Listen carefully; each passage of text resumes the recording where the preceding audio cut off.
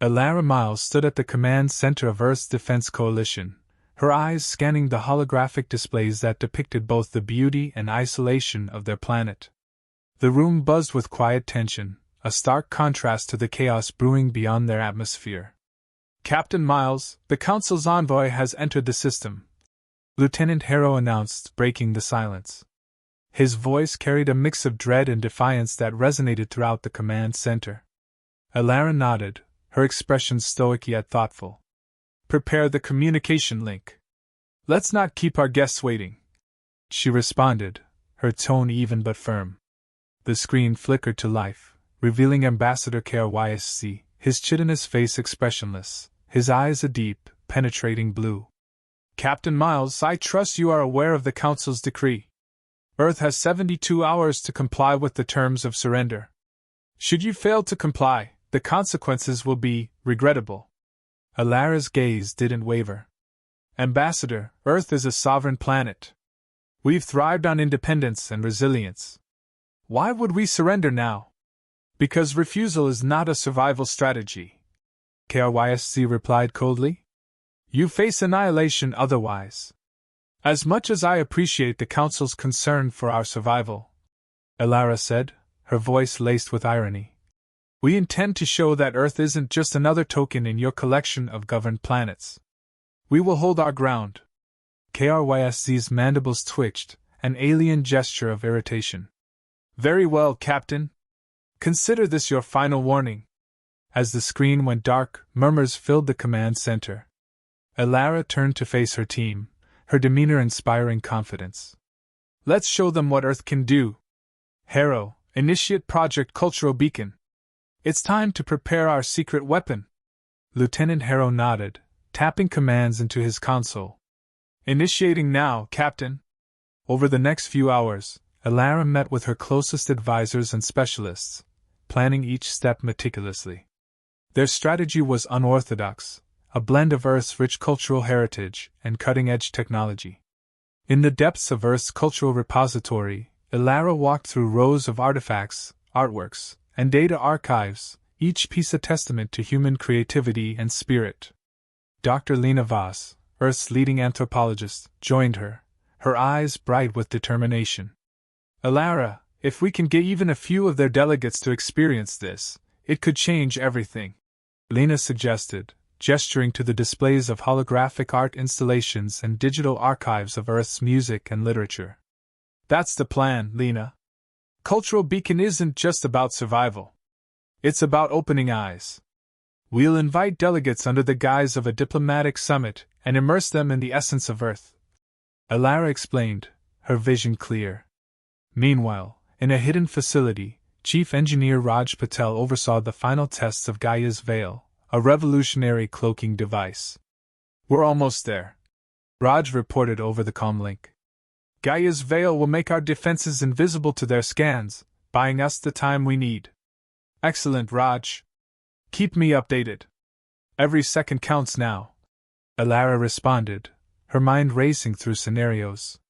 Back at the command center, Elara convened a strategy meeting. "We have two fronts, Cultural Beacon and Gaia's Veil. The former will soften their perceptions, and the latter will protect us if diplomacy fails. We need to be perfect in execution." As Earth's preparations accelerated, a small group of alien delegates secretly arrived, invited by Elara under a banner of peace and cultural exchange. Each delegate was chosen for their influence and open-mindedness. The cultural summit took place in an ancient theater, restored for this very occasion. Human performers showcased the vibrancy of Earth's cultures, from classical orchestras and traditional dances to modern visual arts and digital expressions. Ambassador KRYSC, observing from a distance, remained skeptical, but even he couldn't ignore the murmurs of appreciation from his peers.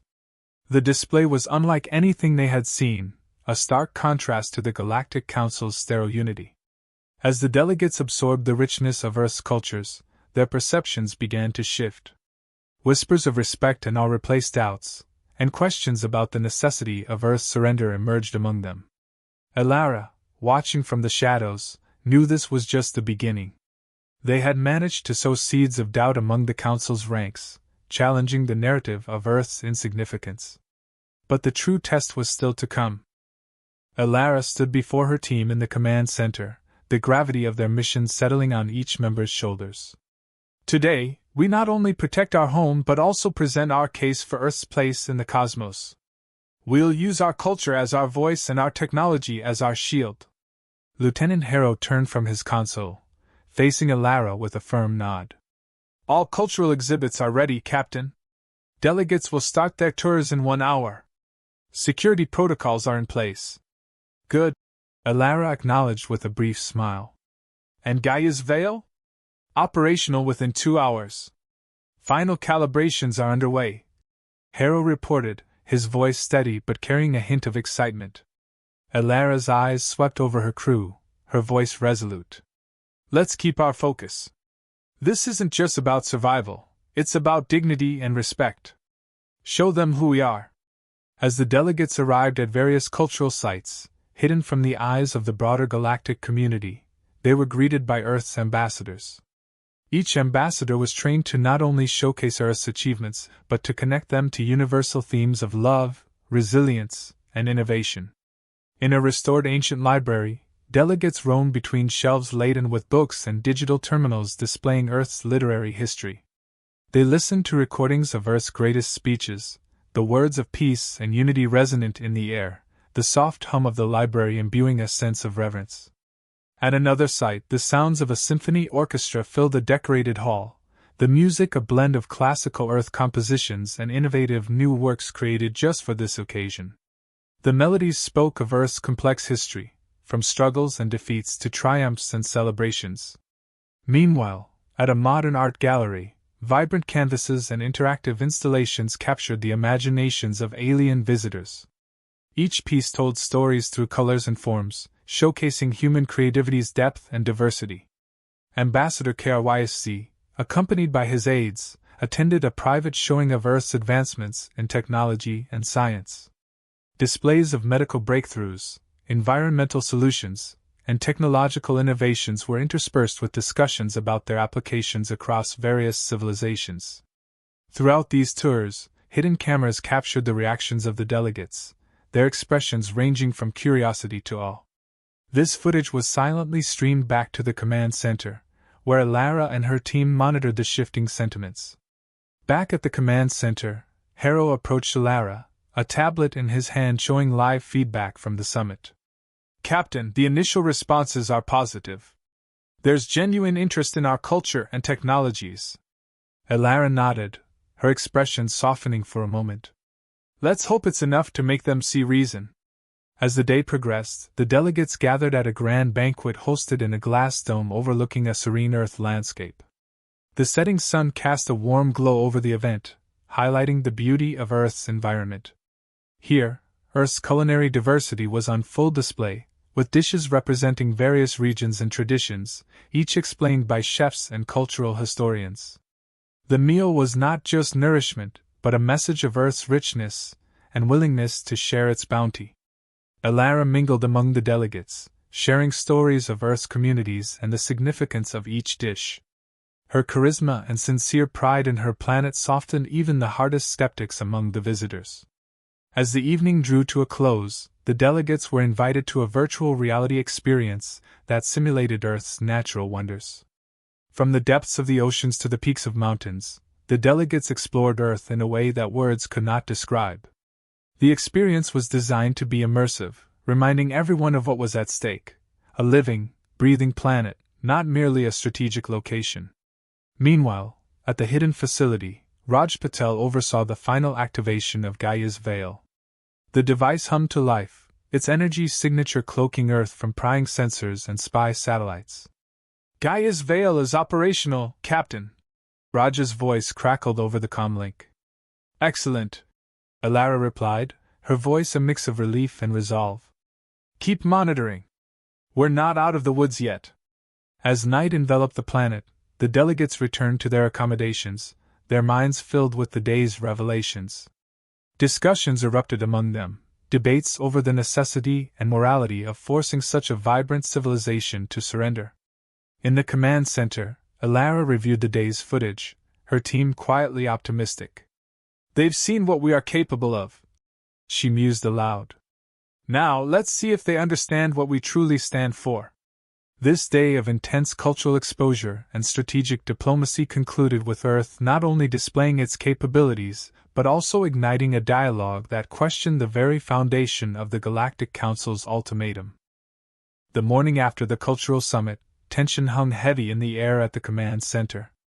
Alara paced before the main display, which now showed the Galactic Council's chambers live, where a crucial vote was about to take place. Lieutenant Harrow updated her quietly. The delegates are starting to convene, Captain. Our Cultural Beacon initiative has sparked more debates than anticipated. There's division among them. Alara nodded sharply, her mind racing with scenarios. It's what we hoped for. Keep monitoring their communications. Any shift in their stance could be critical. In the Galactic Council's chambers, Ambassador KRYC took the floor, his voice echoing through the vast hall. Esteemed members, we convened here to decide on a simple matter, the integration of Earth into our collective. Yet, we find ourselves questioning the very principles of our governance because of one planet's resistance. Alara watched, her expression unreadable. Beside her, Dr. Lena Voss whispered. He's feeling the pressure. Some of the delegates were deeply moved yesterday. As KRYSC continued to push for a swift resolution, a notable delegate from the Zanari Confederacy stood up, interrupting him. Ambassador KRYSC, with all due respect, Earth has shown us a facet of their civilization that cannot be ignored. Their cultural depth and technological advances suggest potential beyond mere subservience. The chamber erupted in murmurs, and the broadcast showed various delegates nodding in agreement or frowning in dissent. Back on Earth, Alara seized the moment. Harrow, make sure our next move is ready. Depending on how this vote goes, we might need to accelerate our plans. Yes, Captain. Gaia's Veil is on standby, and our communications are secure. Harrow confirmed, his fingers flying over his console. On the council's floor, the debate intensified. A delegate from the Cygnus realm argued. To force Earth into submission would be to undermine the very diversity we've always valued. We've seen their capacity for peace and creativity, qualities we should embrace, not extinguish. KRYSC, visibly frustrated, countered. Their defiance could inspire other planets to reject our authority. We must consider the stability of our collective.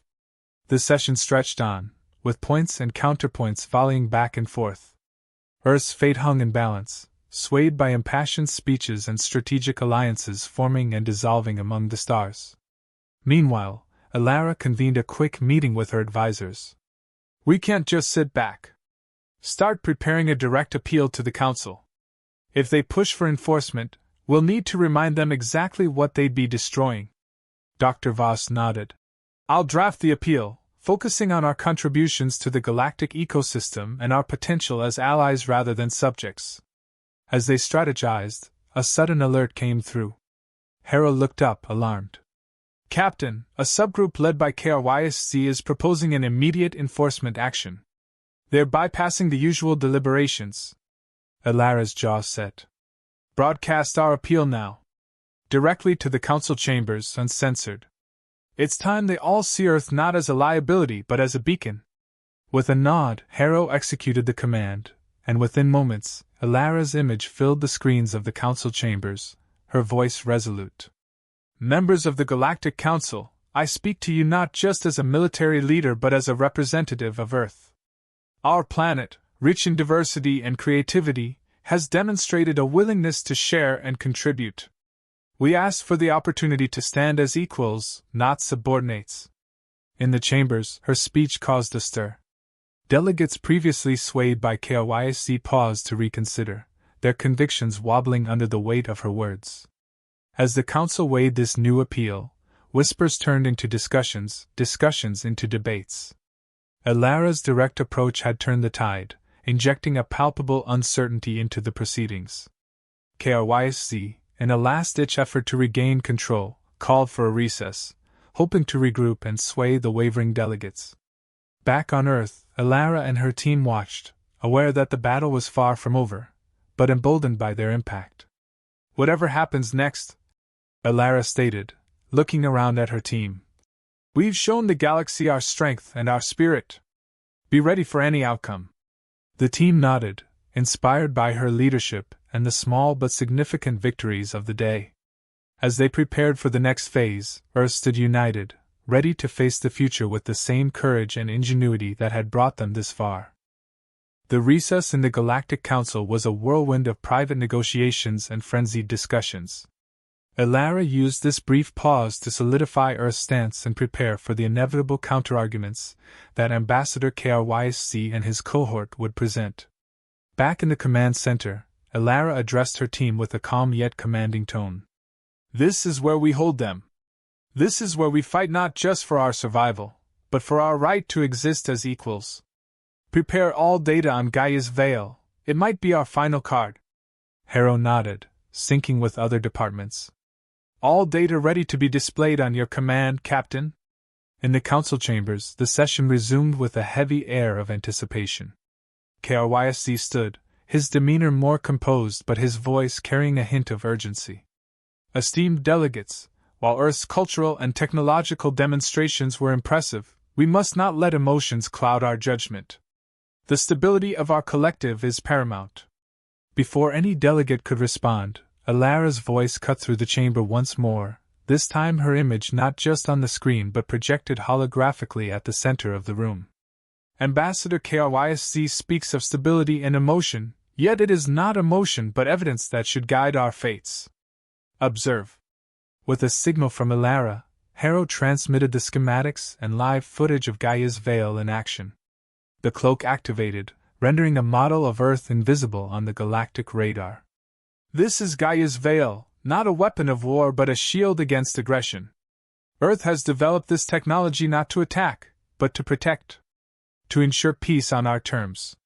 The room erupted in murmurs, many delegates leaning forward, intrigued by the sophistication of Earth's technology, challenging their previous assumptions about Earth's capabilities and intent. A delegate from the Towery cluster raised a hand, her voice clear and strong. Captain Miles, your presentation is compelling. You argue for peace, yet you prepare for war. How do we reconcile this? Elara's holographic figure nodded respectfully. A fair question. We prepare because, like all of you, we must ensure the safety of our home. Our preparations are for defense, a natural right of every civilization. We seek peace, true peace through understanding and mutual respect. Another delegate, from the Andromeda Reach, chimed in, his tone thoughtful. What Earth proposes is a paradigm shift in our approach. If a planet can defend itself without threatening others, should they not be granted the liberty to govern themselves? KRYSC, realizing the shift in the room, tried to regain control. We must consider long-term implications. Allowing Earth to remain independent might inspire other planets to defy the Council. Elara responded swiftly. Or it might inspire a new era of cooperation and respect, where fear and submission do not bind us, but mutual respect guides us. The debate continued, with more delegates expressing their views, influenced by Earth's display of culture and technological prowess. The atmosphere shifted from one of impending enforcement to genuine deliberation. As the Council seemed to lean towards a favorable decision for Earth, Elara communicated quietly with her team. Stay alert. No matter the decision, we remain ready to implement every measure to ensure Earth's autonomy. The session drew to a close with a final statement from the chair of the Council, an aged delegate from the Sirius sector. We have heard and seen much today. Let us take a moment to consider our choices. We reconvene in 1 hour to cast our vote. It is not just Earth's fate we decide but potentially the future direction of our Galactic Council. Back on Earth, Elara's team prepared for any outcome, their spirits buoyed by the unexpected turn of events but their resolve as firm as ever.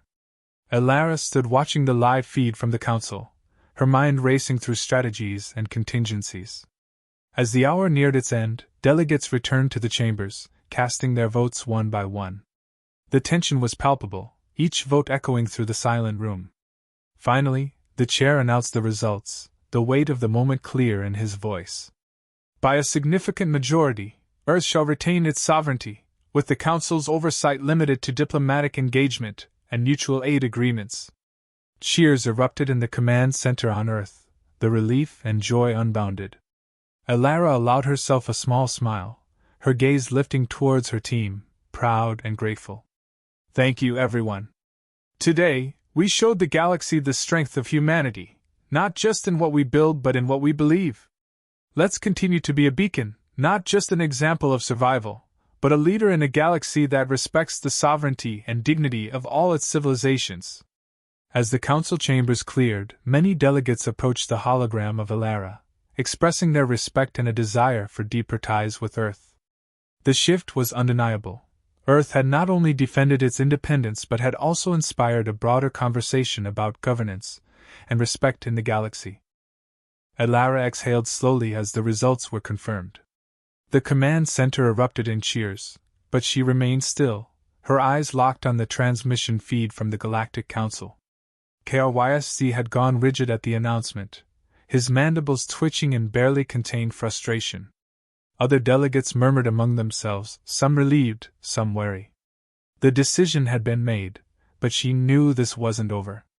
Lieutenant Harrow clapped her on the shoulder, grinning. "Captain, we did it!" "We did," she replied, her voice steady but distant. "But KRYSC won't let this rest.